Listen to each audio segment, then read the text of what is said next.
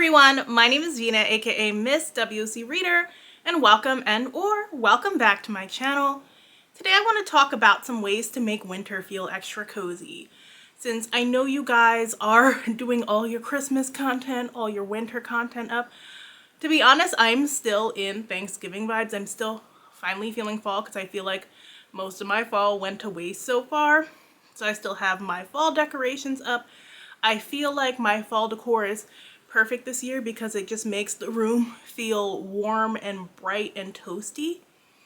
But I'm also thinking about winter, how I'm going to decorate this year for Christmas and after, what new recipes I plan on making, and how I'm going to get over those seasonal blues. So a couple of years ago, I got myself the cutest little teapot, and I am a heavy tea drinker, so I paid I think like maybe $10 for this, and it was so worth it because it's such a cute way to kind of romanticize drinking your cup of tea. Like, you have the cute little spout, the cup is the bear head, and when I say I'm a tea drinker, I'm a tea drinker. So I try to go to places where I can find tea cheap. Like Ollie's usually has a pretty good tea selection. And then I will splurge every now and again on something handmade and special to share with others. In winter, since I'm inside more, I try to cook more and really embrace just being in the kitchen. I'll put on a little audiobook and I'll do my thing, and I'll look up some new recipes to try. So recently I've been testing different soup recipes. We had a soup fest the other day at work, and I made a chicken gnocchi soup that was superb. I find that there's a lot of really easy to make chicken soups that use similar bases. I like to check out Half Baked Harvest for recipes. Also, Food and Wine has been coming through clutch, and it's also casserole season. So make sure you get yourself a good baking dish. I got this one I got it for free, but it's also sold at Walmart. It's about $18, I believe. This one is really cute for the holidays because it has little bow accents, but I also love that it is long and deep. This is going to be great for the holiday baking season because you can bake cakes in it, you can make casseroles, all types of great dishes that you can share with family and friends. And I love during winter to make a little bit extra and share with some of my family members. Thinking about winter decor in the house, I try not to go too overboard because it's so easy to fall into the consumerism trap and buy anything and everything. For the holidays, I feel like Christmas decorations are something you collect over a series of years. So you buy like a few new things this year, then a few new things next year, and you have people gift you different ornaments and stuff, and that's the fun of the season. But then a lot of people feel so blah once those decorations finally have to go away. I remember just a couple of years ago when everybody was keeping their lights up through the end of January because we just needed something to bring us joy. So after Christmas, because we usually take down our decorations around Three Kings Day, I like to still keep things festive by incorporating different evergreen plants around the house. I'll do like a green garland and some very neutral colors. And I say that a cozy throw is always a way to just add a little bit of style and comfort to a room. I always keep one on hand. I have one back there that's a gray color that pretty much goes with every season. But I also got gifted another one recently by a friend. So this one has this really cute like forest woodland pattern.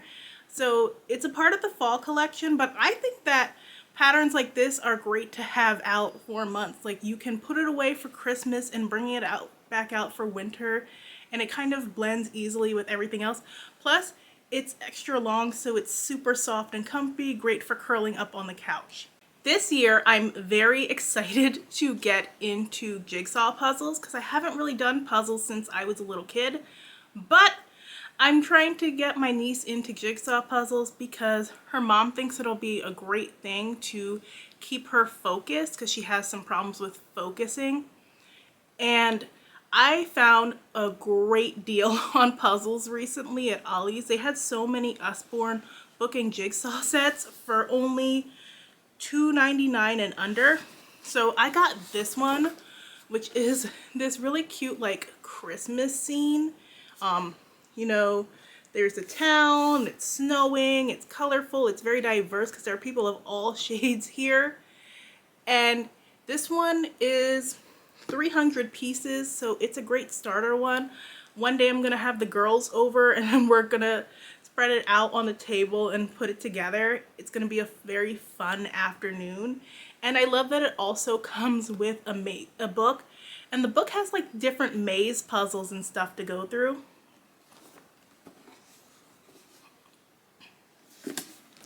In addition to that one, I got this one that is on the farm. I just love the illustrations of the animals. There's so much greenery. There's so much going on, so many moving parts. And this one is 100 pieces. So we're gonna do the 300 one for Christmas, and then as we move along, we're gonna make our way through this. I think this would be great for my niece to do independently. I also got this sticker book, and I remember these from when I was a child. They were so fun. I think the stickers are even better quality now than when I was a kid, to be honest. But this one came in some fun winter scenes. So you have the stickers, all these different cool outfits that you can mix and match. And then you have these fun scenes like this shopping one that I thought was pretty cool. I think these are great for like kids, but also the kids at heart, because you can sit down and just be nostalgic and mess around with the different outfits, kind of like how we used to back in the day. Now, I know on TikTok, people will try to convince you that you need so many different accessories to get into coloring. Like you need these fancy markers and you need the same books as everybody else. But to be honest, when I am in the mood to color, I just buy a book cheap wherever I can find it. I think these from Creative Haven are great, and if you can get them on sale, definitely grab them. Like I've gotten a couple of them for $1.29 and sent them to a few people. This particular one is Country Kitchen Charm, so I think it's great to do year-round. Really just like simple, fun scenes. And like I said, you don't have to have the fanciest of markers or colored pencils or whatever. I just bought a cheap pack of Crayola colored pencils that are doing the job. So I remember a few years ago, back when we were still in that point of COVID where some offices had gone back to work, and then you got back to work, and then there was an outbreak again. There was like a rise in cases and everybody got sent back home. So a lot of us were kind of half outside because we were going outside and starting to do stuff, but still inside and trying to figure things out.